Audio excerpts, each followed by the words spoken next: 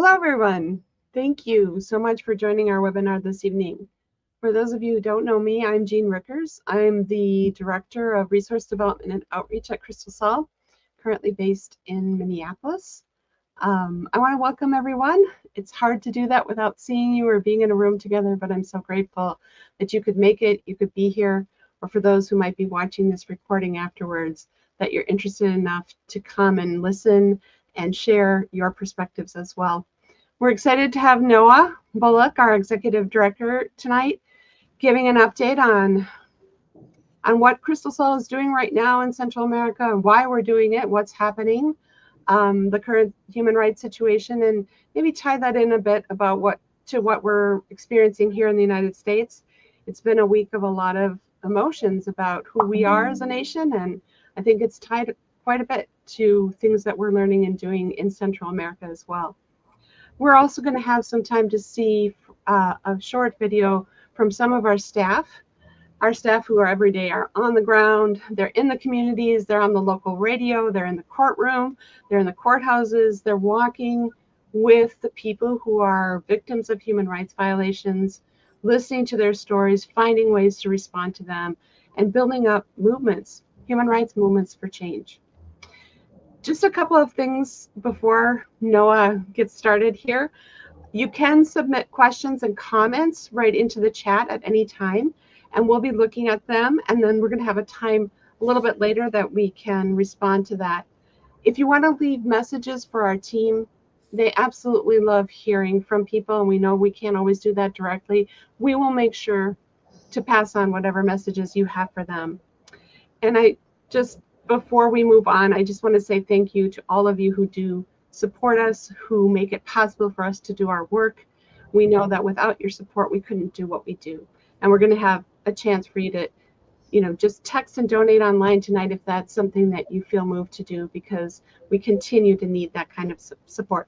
So without much more ado, as they say, let's bring Noah on and see what we can start off with here. Hi, Noah. Hi, Jean.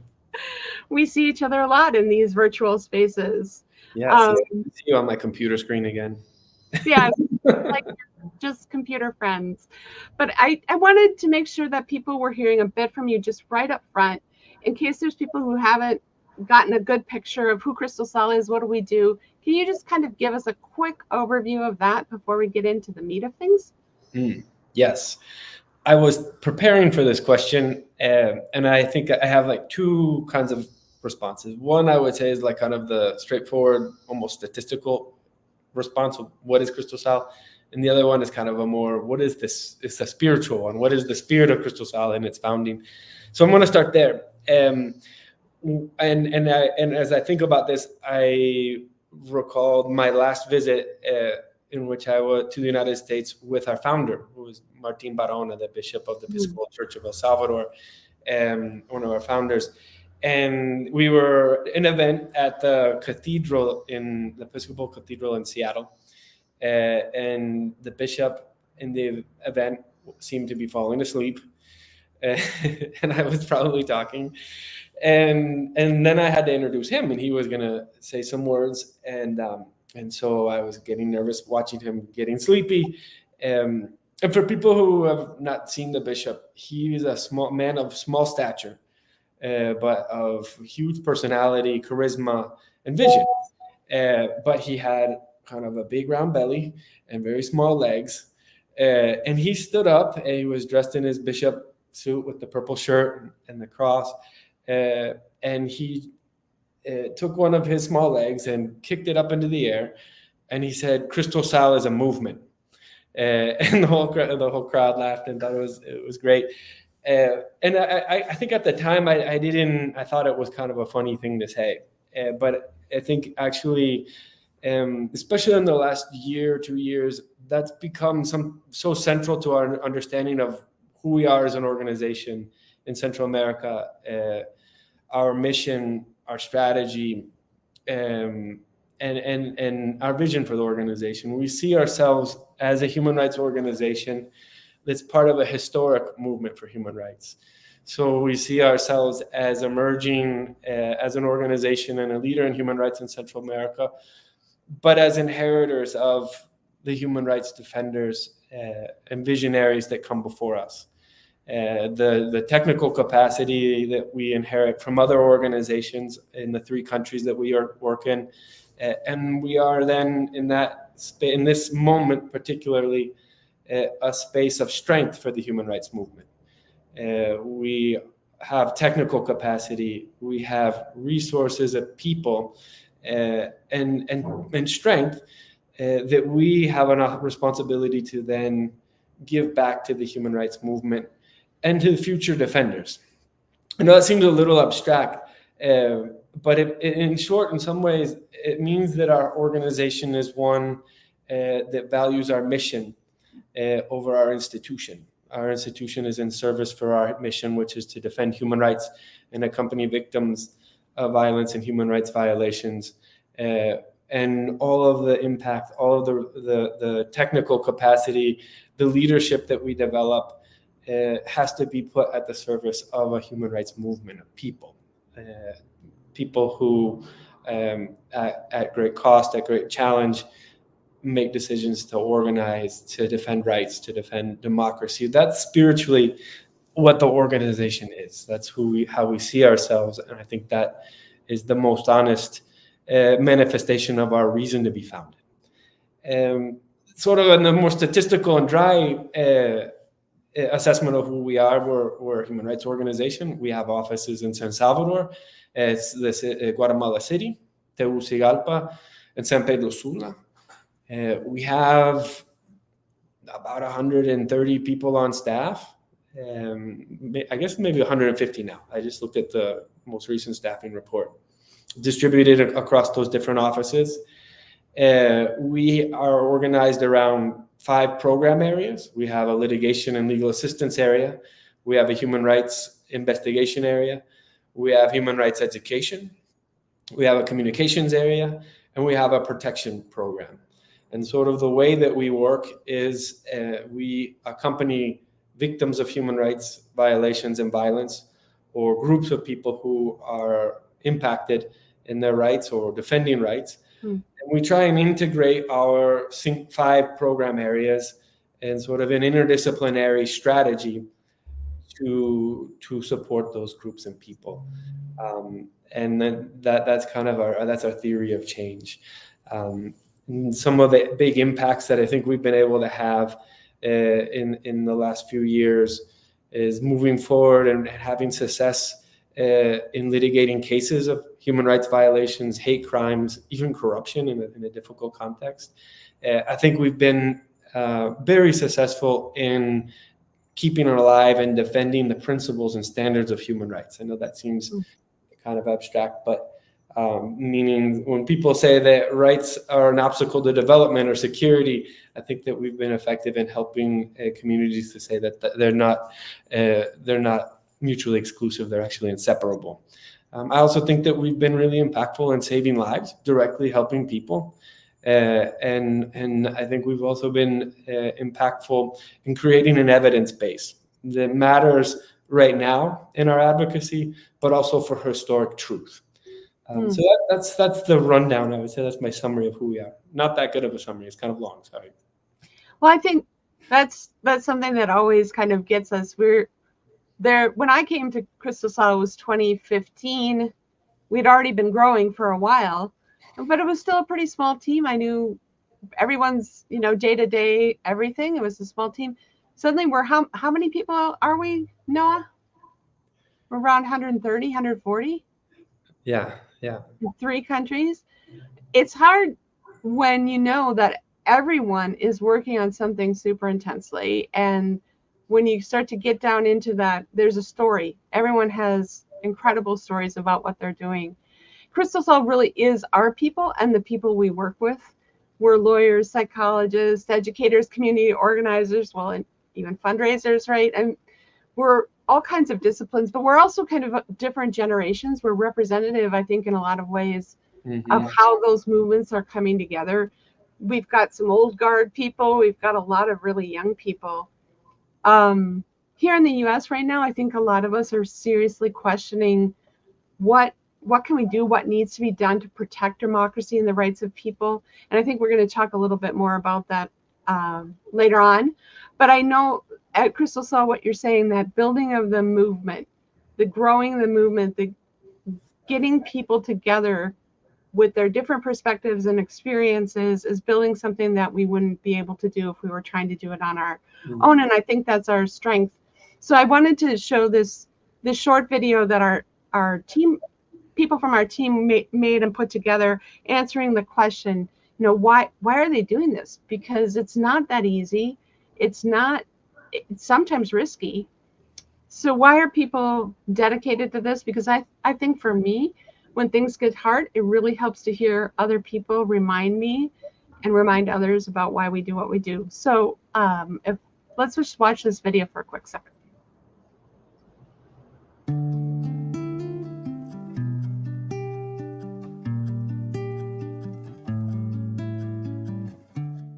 Pues actualmente los estados de excepción son medidas que están tomando los gobiernos a nivel regional.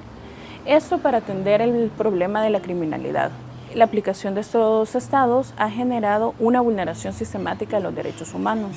Han aumentado los casos de detenciones arbitrarias, desapariciones, muertes bajo custodias, persecución y ataques a periodistas, líderes, lideresas comunitarias, defensoras y defensores de derechos humanos, así como otras vulneraciones a mujeres, niños, niñas, adolescentes y personas de la población LGBTIQ+.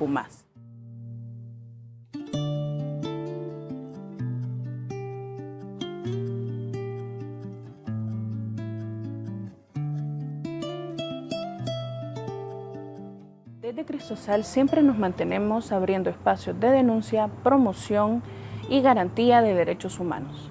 Creo que ser defensora de derechos humanos es un proceso doloroso a diario, porque ves las injusticias de personas inocentes. Creo que ser defensora es cuestionar, armar y desarmar, aprender y desaprender, pero ante todo también denunciar. Me motiva el crear precedentes para las nuevas generaciones y que ellos puedan tomar los derechos humanos y apropiarse de los mismos para poder crear una vida digna para las poblaciones más vulnerables. De las cosas que me motivan más es poder conocer lo que las personas han vivido, las experiencias que les han empoderado para poder ser líderes y para tener esas referencias sobre qué son los derechos humanos desde otra perspectiva. Es poder ver a las comunidades cuando se apropian del conocimiento de sus comunidades, de sus problemáticas y pueden empezar a generar desde ahí espacios de articulación para una lucha de la búsqueda de justicia. Es una satisfacción, ¿verdad? Porque podemos contribuir, como decía hace un momento, ¿verdad? A que las personas puedan identificarse, desenvolverse y que de alguna manera dentro de sus espacios puedan también contribuir a otras personas para la defensa de los derechos.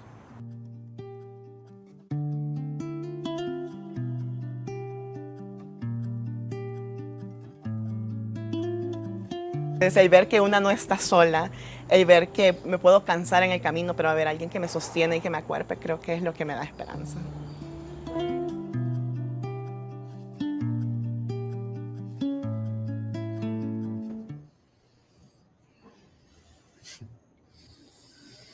No, it's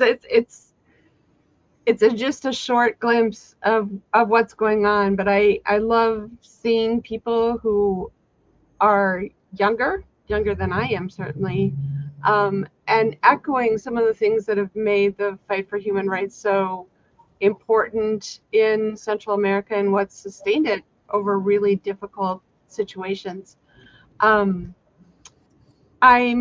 I'm going to give you time to really get into some of the situation. You explain sort of what we do, but I think it's really important for people to understand, and I think a lot of people are really wanting to know right from the field what's happening in each country, what's happened in the last couple of weeks. I mean, it seems like every day there's enormous amounts of news, and we just like to hear a bit about that, and then I have a couple other questions for you to dig in, but just let us hear it all. Let us know what's going on. Yeah. Also, I want to second. It's fun to watch that video. I almost got distracted by what they were saying, just thinking about how, like, for example, I think Yannette was in there, Elba, Owen, Judy. Those are like 4 people that started their careers at Cristosal, Yeah. and now have become, I would say, pretty well-formed human rights professionals. One time with Yannette, for example, she came to us. She's a lawyer, but while she was still in law school, and she was representing us at the Civil Society Roundtable in El Salvador on forced displacement. Mm. We have a principle in our organization where we, if you did the research or you did the litigation, you present it publicly. And so we were invited to Geneva to present or to be part of the assessment on the situation of forced disappearance in El Salvador at the Human Rights Commission. And, so we said, well, she's the one who's been working on this issue, so she should go.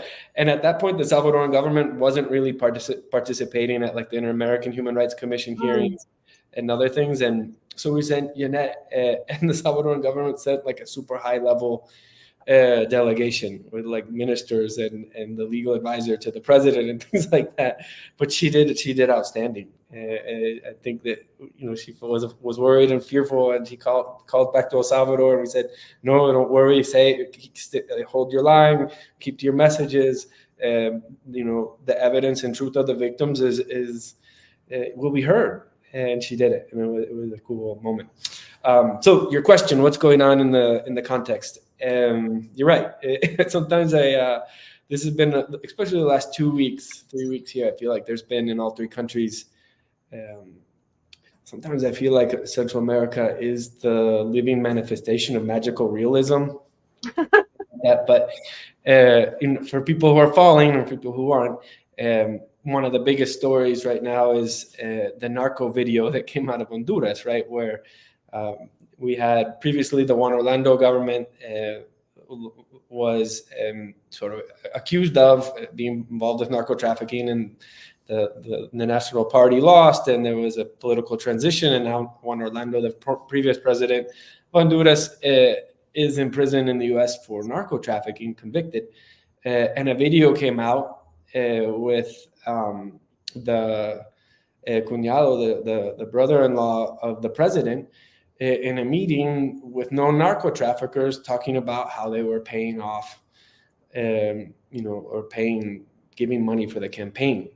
And so it was like a political earthquake. There may be some gray area about culpability or not, but I think for the Honduran public, who the majority voted for the current government to end a narco government, to see that these types, the infiltration of organized crime persists, is maybe unfortunately not surprising, but deeply disappointing.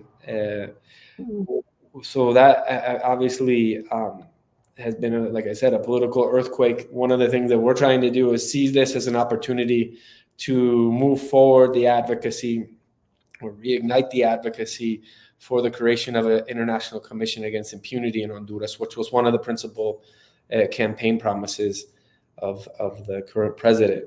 And it's ironic, not ironic, but what's really unfolding in Honduras is unfortunately not a coalition of like a great, united front against corruption and impunity, rather a polarization. The political parties are kind of taking advantage of the moment and trying to reframe it. So you have the National Party, the phrase that they use is El Familión, the big grand family, like they're calling for them to resign and to be out. And then the response from the current government and their party is to shout back that they'll never return to power. No regresarán.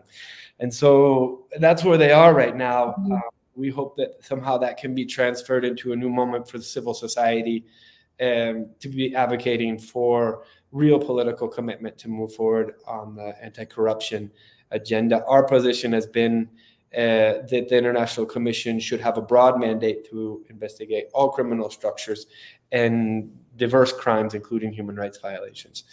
The other big kind of earthquake happened in El Salvador. There's multiple, maybe tremors. One was the release of the long-awaited report from the Inter-American Human Rights Commission on human rights violations in the state of exception in El Salvador. And the report, the recommendations, and the conclusions of the report are very, very consistent with our own, and were cited as an organization heavily in the report. And they affirm, the Inter-American Commission affirms the lack of independence of the judiciary, expresses deep concern about evidence of mass and systematic human rights violations. And the response from the government, it's been interesting to watch their different responses, but they always do kind of an ad hominem type of response. They don't address the large body of evidence that we present. They attack us as an organization, and in this case, us as a source of the Inter-American Commission. And they say that the Inter-American Commission has a problem with transparency and methodology because they didn't declare that they received funds from the Ford Foundation, and so does Cristosal. And so therefore there's a conflict of interest in the release of the report, which doesn't address the actual the evidence being brought forward, which for us is, we would say, it's overwhelming amount of evidence.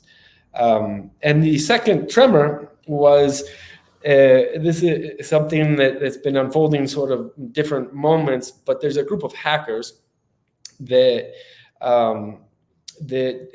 hack into the Salvadoran government's databases. In El Salvador, there's really no access to public information. Our anti-corruption unit did a report to try and assess as many as a large sample of public information requests by journalists and civil society organizations. We were able to assess 1,500, maybe it was like 1,400 and something, but basically 1,500 public information requests. And of those, like 95% of them were not responded to, and the other ones that were responded to didn't get information that was useful to the request. So there's really an absolute closure of access to information for the public. And so these hackers have been hacking institutions and then making public the databases, and they hacked into the social security system and made public the personal information about how much every Salvadorans who are in the system earn, even their phone numbers and physical addresses. But the big news headline that comes out of that is basically the amount that Salvadorans learned how much people in the government are earning. And not only that, what other salaries they're receiving from different private companies. And so the release of this information generated, like I said, at least tremors in terms of a greater awareness about corruption and misinformation coming from the Salvadoran government. And then that, to top it off, we started the week off with the news that the Honduran government was extraditing the president of a credit union that had fled the country after stealing $36 million of the credit union members' capital. And the credit union has been deeply linked to the president's party. And so there was a big media show about the capture, and then minutes later, the helicopter, which he was being transported from the Honduran border back to, I'm assuming, San Salvador, crashed. And everybody on board the helicopter died in a tragic event. The other people on the helicopter was the head of the police and one of his principal lieutenants, along with the communications officer of the government. And the first thing that President Bukele did was tweet that this can't be left as understanding as just a simple accident, and that the government was requesting assistance from the international community to investigate the cause of the crash. And this has generated an environment where obviously rumors, conspiracy theories are abound. One of the things that, while we can't speculate on whether the crash was an accident or not, it is indicative of the lack of access of public information and the erosion of trust of the institutions of the state to be able to determine or communicate honestly what's happening on things so important like helicopters crashing. So I'll close now with Guatemala. One of the novelties of what's happening in Guatemala in the last, I think that's this week still too, was the arrival of 135 Nicaraguan political prisoners who became stateless, were released from prison and removed their citizenship by the Ortega Murillo dictatorship in Nicaragua, and President Arevalo and the Guatemalan government received them. Cristosal has been in meetings with the government and the UNHCR this week to coordinate support for their reintegration. It looks like maybe 5 of them are going to stay in Guatemala. The rest are planning to move to other locations. I guess the important sort of geopolitical, or at least regional political importance of that is the role of President Arevalo in providing solidarity, and in doing so, I would say, defending democratic norms against one of the principal dictatorships in the region. To be an actor, it's a gesture of leadership and rejection of dictatorship, democratic leadership in rejection of dictatorship in the region. So that was interesting to watch. Yeah, as you say, sometimes you say it's like a fire hose of information that comes in. And I know, because I saw the list of people who signed up tonight, we have people who know an incredible amount and have known an incredible amount about the region for so long. And I'm encouraging people to still keep putting comments and questions into the chat, because we are going to try and incorporate those. One of them that I'm seeing, there's a comment there about CNN recently sharing a very concerning, today, a segment this evening, praising the Salvadoran government. And that is something I wanted to ask you to speak a bit about, because it's not just CNN, and it's not just today. And we've been hearing praise of Bukele all over the world, right? Can you talk a little bit about how you see that? How's that playing out? Where is that coming from? And what can we do to sort of push back on that? Without making ourselves experts of all the data. I mean, some of us are, but not all of us are. And how do we stop that narrative from taking over? What's at the root of it? I did see that article from CNN, and it was bothersome to me. It felt I don't want to repeat generic lines or things like that, but it did feel like it wasn't the balanced journalism. I think, that's Fox News, I forget. But it reads like a propaganda piece for the president and his party, and feels very devoid of deeper knowledge of the context. And I feel like one of the things that I see, 2 challenges in the media coverage of El Salvador and the state of exception. One is that there's like this dogmatic reproduction of a framing that there is a tension between rights and security in El Salvador, and that President Bukele chose to restrict rights in exchange for being able to deliver security for Salvadorans. And that has made him popular, but it's also meant, I hate the term crackdown on civil liberties. That's not it. It's the absolute, people here use the term pérdida de derechos, loss of rights. But that actual premise, that seems to be the premise of almost all of the articles that I read in the international press in El Salvador, was called by the Inter-American Human Rights Commission a false dilemma. And it's important to remember that in the Universal Declaration of Human Rights, for example, after World War II was ended, the World War II generation concluded that respect for human dignity and rights is the foundation of peace and security, not an obstacle to it. And that it's been identified also by the Inter-American Human Rights Commission and others that the responsibility of the state is to provide security and guarantee rights. These are not, and there's not a hierarchy of that. I know that in the lives of people that becomes more complex, but the framing of the Salvadoran situation that's limited to that, I think, is inaccurate. And here's why. This isn't a situation where there was no other alternative other than to dismantle the justice system, to round up 82,000 people without evidence, without previous investigations, and suspend their due process rights, submit them to systematic torture, intentionally deny them access to food and medicine. These are not the ingredients that are absolutely necessary in order to create security. These were the political decisions that are not unique to an emergency decree or a situation of emergency in the country, but to the nature of an authoritarian government.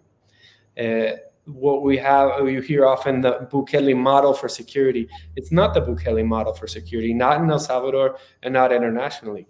The idea of suspending rights, the idea that it's necessary to suspend rights in order to eliminate an internal enemy, is the principal foundation of almost all of the major human rights violations that we've seen, at least in the last century. And in the case of El Salvador, using these emergency powers is the repetition. It's the favorite tool of every dictator that has governed this country, specifically Martinez, Quiñones, and during the entire Civil War, the country was under a state of emergency with the restriction of fundamental rights and freedoms. So this isn't new. This isn't about an emergency. This isn't a necessity for security. It's unique only to authoritarian governance. And I think that that's not well understood in most of the narratives that you see in the press coverage. I had an experience yesterday. I'm going to confess to everybody, I went surfing yesterday. And I went, where I like to go surfing, is called Punta Roca.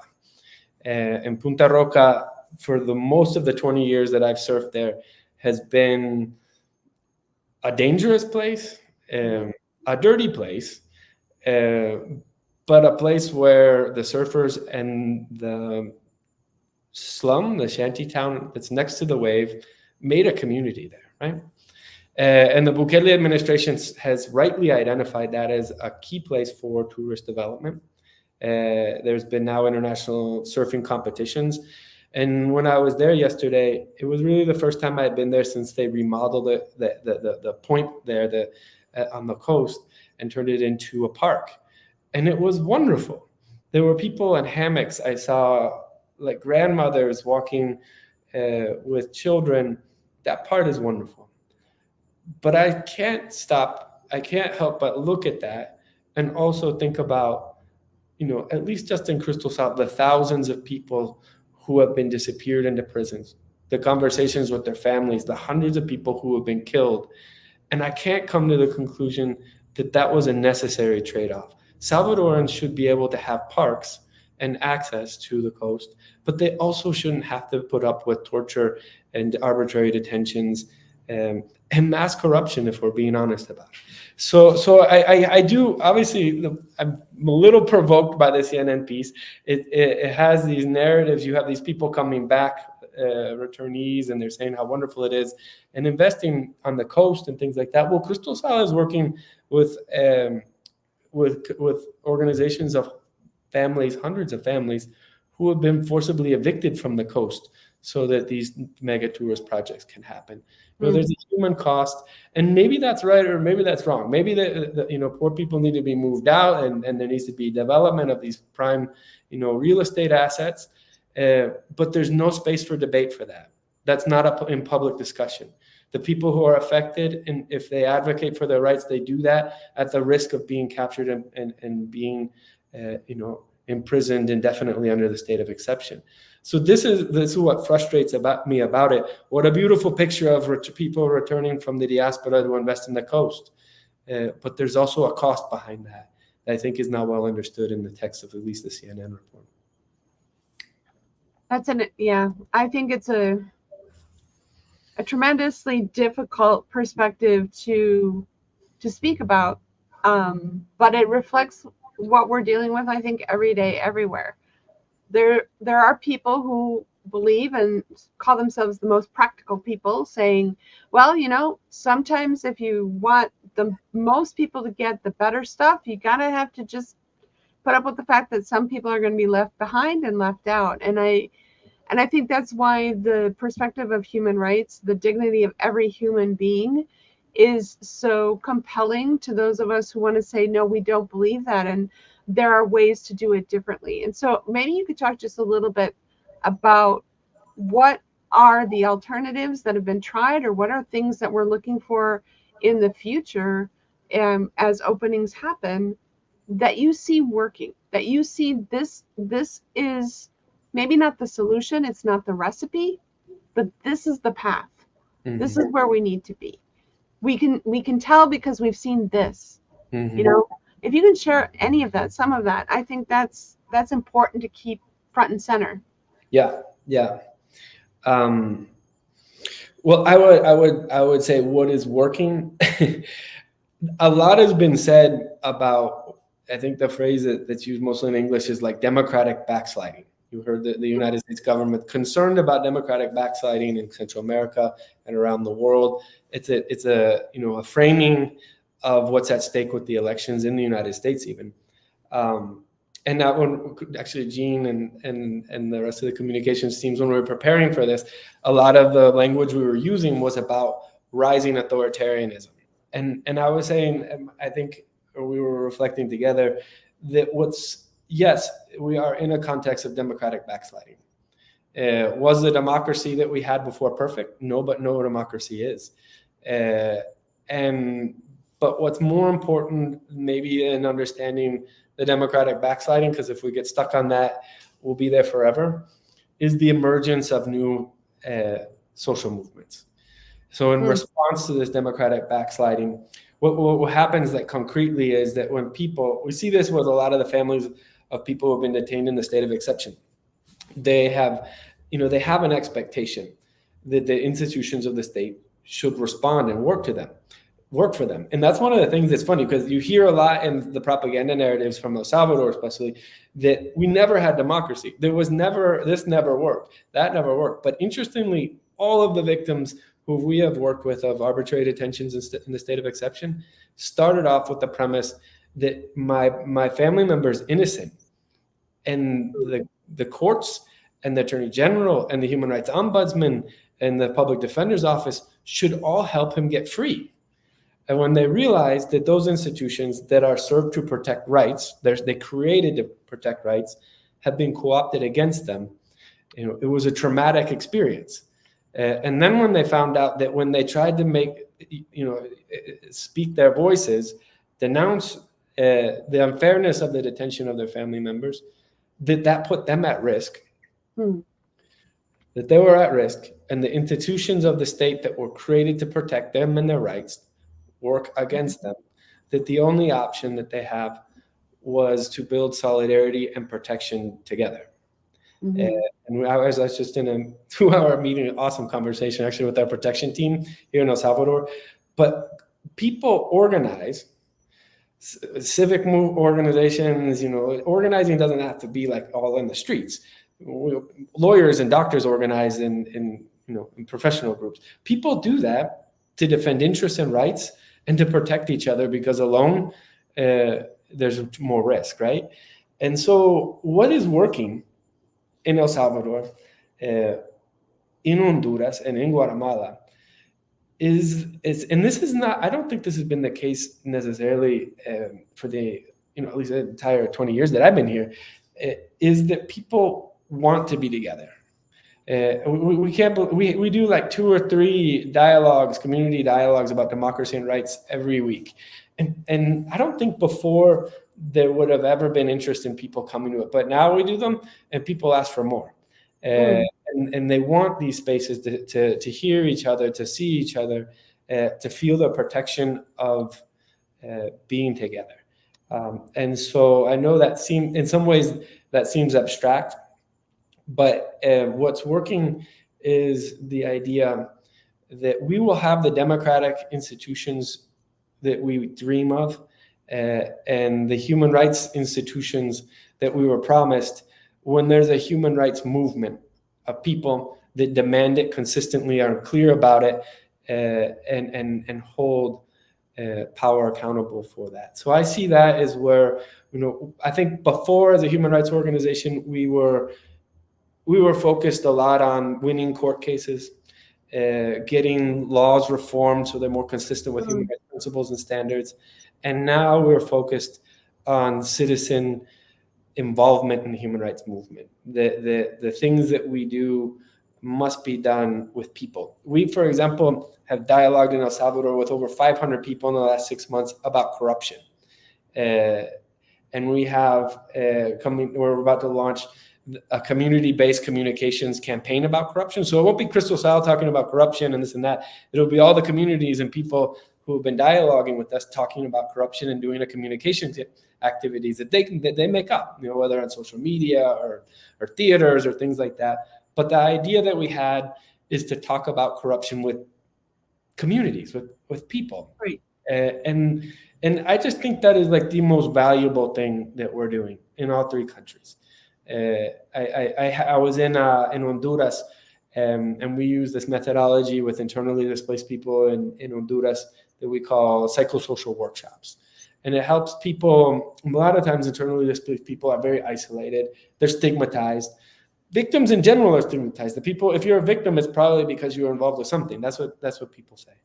And so their ability to have like a space where they got to talk with other internally displaced people, almost the conclusion of almost every one of these workshops, which had like 20 or 30 different families or people, representatives of families, was that could we keep meeting? I think that's the great promise. I think that's the opportunity. The defense of human rights right now, we're being repetitive, I'm sorry about it, but the defense of human rights right now won't be in courtrooms. It won't be in legislatures. It will be with people, demanding that those institutions respond to them. No, I think it's worth being repetitive about something that it feels the same and still different, right? I mean, I think a lot of people on this call, we were involved in Central America issues back in the 80s. We've got people on our staff who weren't even born then. And sort of this idea, what comes from what we've learned in doing human rights work, what has had to change, what have we taken up, and where are we looking forward? Richard, who is also known as Corey's dad, Corey's backstage here making this happen tonight. She's one of our communications people. But Richard is asking if you can give some perspective about how our work has changed or gotten more difficult in each of the three countries. And maybe I would add to that too, like how does this younger generation sort of take the best of the past and sort of where do we see that going? Where do we see what we need to do to be able to respond to these difficult situations that we're facing now? Mm-hmm. Well, I would say that the context in each country is, this seems silly, but yes, obviously it's different. And the opportunities for human rights advocacy are really different. In El Salvador, just in the last year, for example, we have lost the opportunity to identify people in need of protection and activate protection responses in coordination with municipal governments and the civil protection system. And that's because the president's office gave orders to municipalities, which he doesn't technically control, and all state institutions to not talk to or coordinate anything with Cristosal.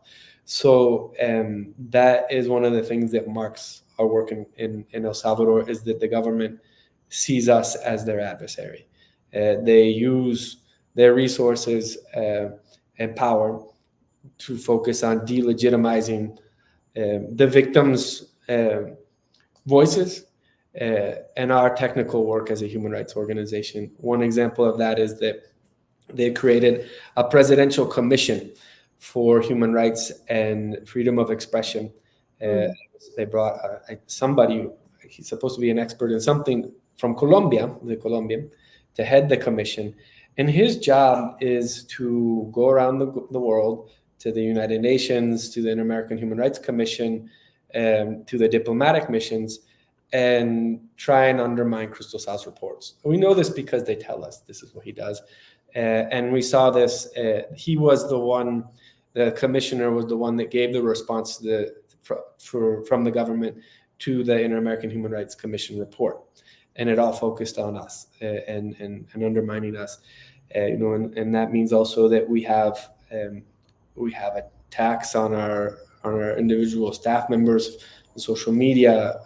Some of us have been targets of espionage on our phones with Pegasus. Having said that, we're not as bad off as community level leaders and organizers who don't necessarily have the protection of the visibility that we have. And we have, I think, in our register right now, we have about 40 or more community level human rights defenders or leaders who have been detained in the state of exception for who they are and what they do. Just in the last 3 weeks, there have been 3 detentions of leaders of some of the social movements that we are working with, and another family of one of the leaders of a right to work group had to go into exile. So there's a difference between our protection and insecurity and others, but that marks much of the work in El Salvador. In Guatemala, we have a very different opportunity with the government. The public ministry is largely seen internationally and nationally in Guatemala as illegitimate because of the way the Attorney General uses her authority, misuses it, and tries to criminalize and politicize the justice system. But the government itself is open to working with us. So we have a really deep partnership with the Institute for Victims.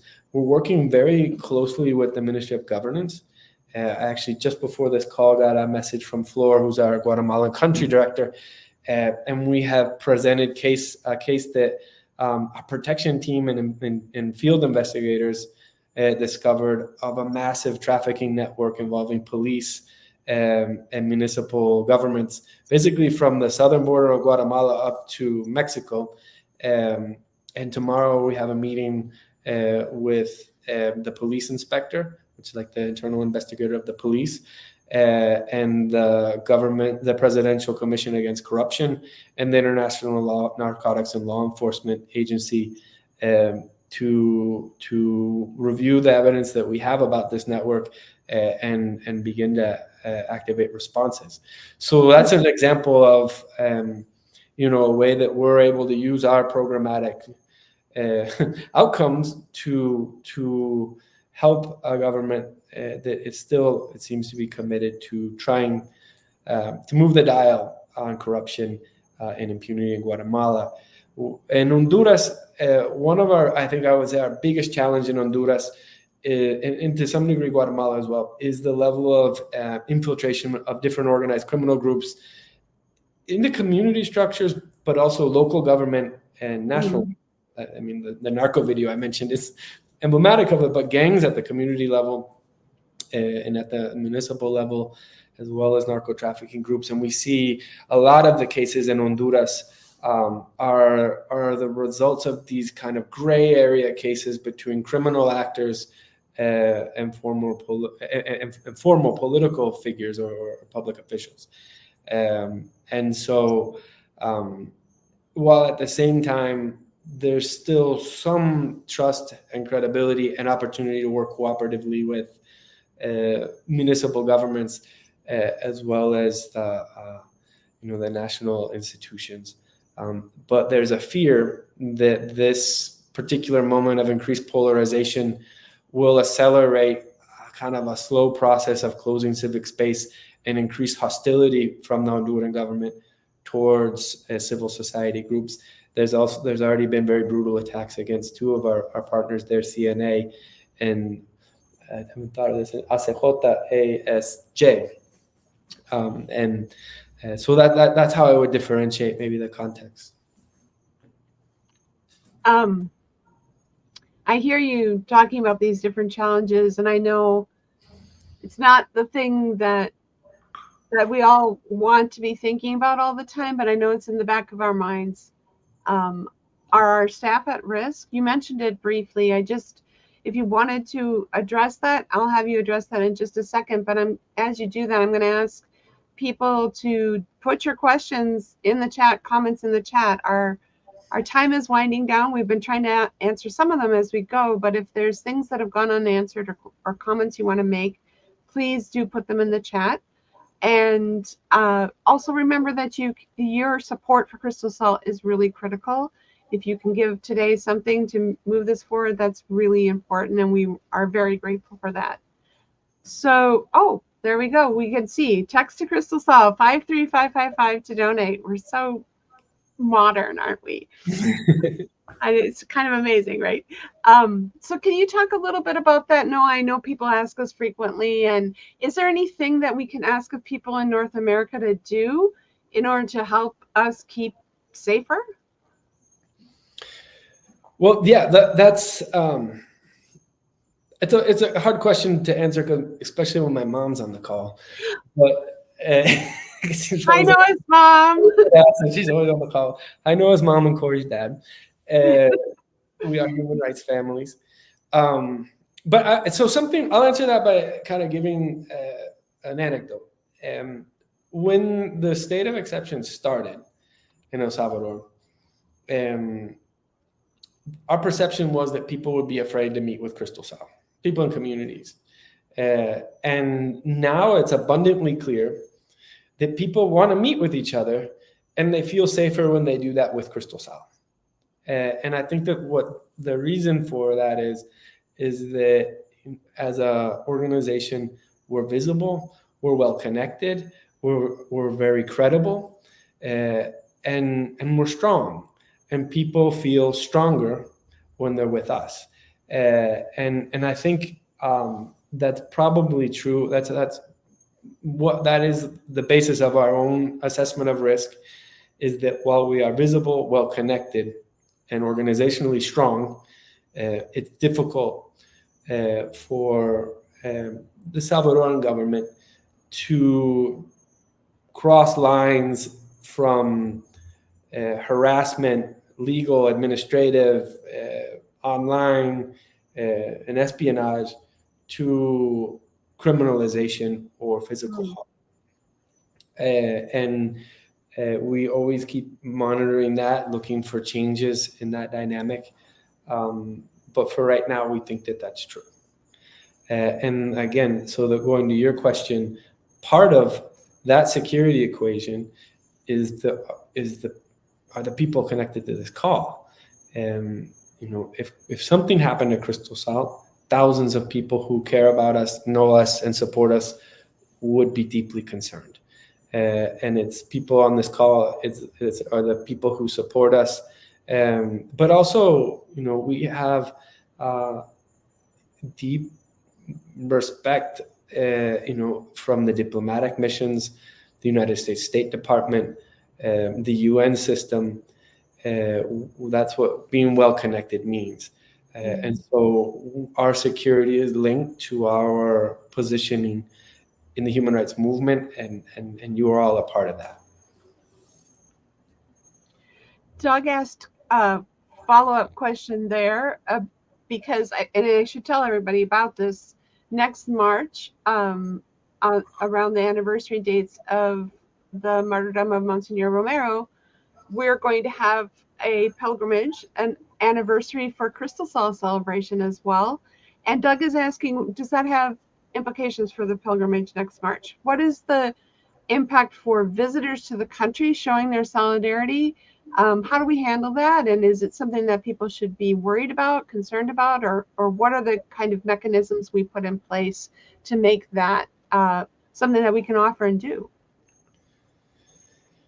Yeah, well, if security implications, I would say with a lot of confidence that people can come to El Salvador and participate in a pilgrimage with Cristosal and will be perfectly safe.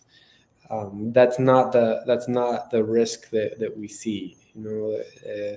Obviously, and I think but that's the sort of the security implication, is that there isn't a risk, but there's a great opportunity with it. I think. I hope that this anniversary will be one where the traditions of the candlelight vigil and the procession and will be an awakening a reuniting, I don't know, a reigniting of the Romeroist bases of society, you know, the people who care about the vision and legacy. A lot of people in El Salvador have lowered their profiles. And I think Oscar Romero, while he was alive, was a voice for people without voices. But the promise of the piece was that people could participate and be their own voice, and we need to make sure we can get back to that. So I hope that that's symbolically what the anniversary can be about next year, and people coming down, again, create a space and a security and accompaniment and a backing for people in El Salvador. So this is a weird story a little bit, but I got invited to a meeting at the White House with Kamala Harris about her partnership for Central America programming. And it was a meeting, it's a group of business people from Latin America and in the United States that are, the vice president was encouraging to invest in the region as sort of a part of an economic prosperity component of the agenda. And I got invited. I'm part of a civil society advisory committee to that process. And I feel like my role is always to say things about human rights in meetings with business people, which I really like it. And so at this meeting, it was days after the anniversary of his birth, not of his martyrdom. It was of his birth. And I started my comments by recognizing that. And I was unsure because I wasn't sure how these business people would interact with, Romero, his legacy and things like that. And after the meeting, I had I felt like almost all the people in the room, but probably not all of them, of the business people, not the political people, came up to me and said, thanks for remembering Oscar Romero, and different testimonies about how meaningful he was to them.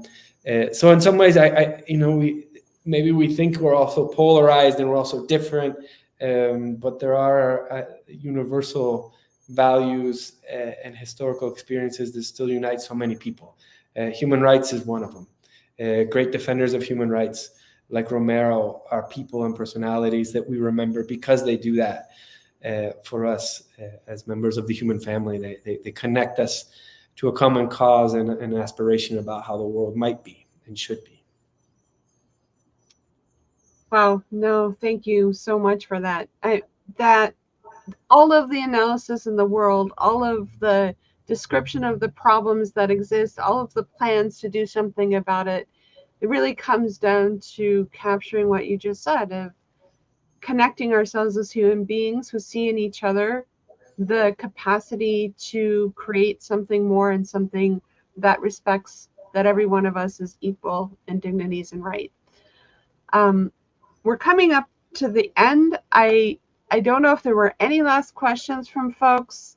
If you wanted to say some last word of, Noah, is there anything more that we can do from up here in the United States to support this? How do we support each other? How do we keep focused on the fact that we're all doing very different things, whether we're giving testimony in asylum cases or we're working in our churches for awareness? What can we do, just as kind of a last thought, that can really keep building this movement and cross those borders and cross those differences that there might be between Central Americans and North America? You kind of answered yourself, I think, but I do that sometimes. This question is the one that you answer while making the question. But that I don't know. I come back to that phrase that I heard from those internally displaced people in the workshop in Honduras. Can we meet again? I think that's. It turns out that in context of democratic backsliding, when institutions stop protecting people, or maybe they never did, but what's left is the community that's willing to defend the ideals, the aspirations, and keep them alive and deliver them to a new generation. And so let's meet again. Let's keep the conversation. Let's talk about things because they are the basis of our common They're the foundational basis of our peace and security in the world, right? That's what human rights are. So I think that's part of it. Keep the conversation going, and not assume that other people aren't ready to talk about rights and talk about important issues. I think that's important. On a more practical level, we are preparing ourselves for our 25th anniversary next year. And that's part of why we're reaching out to so many of you, and we're trying to reconnect with people and organizations, churches who have been a part of our founding, who have been with us so loyally, or people who have been distant and could come back to be a part of our 25th anniversary celebration and help us tell our story to more people. One of the things that the greatest risks that we see in the near future is that much of journalism and human rights and democracy work in Central America at this moment is being funded by the United States foreign assistance. It's the truth. But we think that human rights work needs to be funded by the human rights community, movement internationally.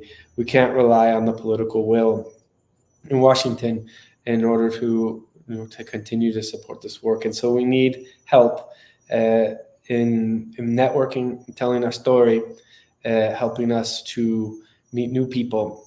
Jean says she's the resource development director. I tell her resource development is community organizing. It's not a matter of knowing a millionaire who's going to save Cristosal. It's a matter of expanding our community with people who share our values, care about us, care about you. And that would be my big ask tonight, is to keep us in mind in this coming year, and help us as we develop a strategy to celebrate our 25th anniversary. Thanks, Noah. And thanks for everyone for being here, for your great comments in the chat. We'll share those with people. And absolutely, we are a connected world. If you want to talk to us, if you want to ask questions, if you want more of this, you can contact me. You can contact Cristosal in any way possible, because we do want to keep the conversation going. You are a vital part of this. Thank you all for being here, and have a great night.